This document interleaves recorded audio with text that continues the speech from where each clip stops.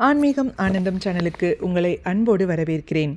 ஆதிசங்கரர் அருளிய சௌந்தரிய லகரியில் 80வது ஸ்லோகத்தையும் அதற்குரிய மகிமையையும் இந்த பதிவில் நாம் பார்க்கலாம். சௌந்தரிய லகரியில் ஒவ்வொரு ஸ்லோகத்தினை துதிப்பதினால் ஒவ்வொரு பலன் பெற முடியும். இந்த ஸ்லோகத்தினை துதிப்பதினால் மாகேந்திர ஜாலத்தில் மேன்மை அடைய முடியும். ஸ்ரீ குருப்யோ நமஹ.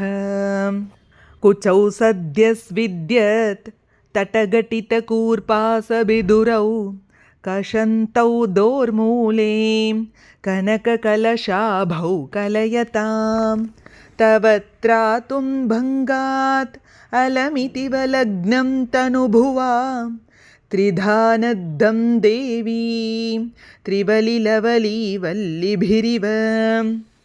இந்த ஸ்லோகத்திற்குரிய தமிழ் விளக்கத்தை பார்க்கலாம். நெற்றி, கழுத்து மற்றும் இடை ஆகிய பகுதிகளில் மெல்லிய 3 ரேகைகள் காணப்படும் என சாமுத்ரிகா சாஸ்திரத்தில் கூறப்பட்டுள்ளது. இந்த ஸ்லோகத்தில் தேவியின் இடுப்பில் காணப்படும் 3 கோடுகளை பற்றி வர்ணிக்கப்படுகிறது.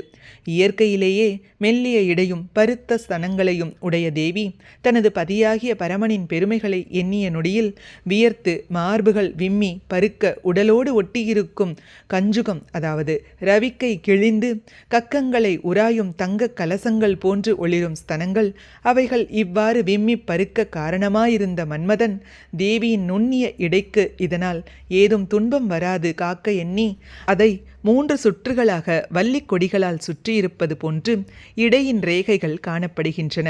இதனால் தேவியின் அழகு அளவிற்கரியது என விளக்குகிறார் பகவத்பாதர்.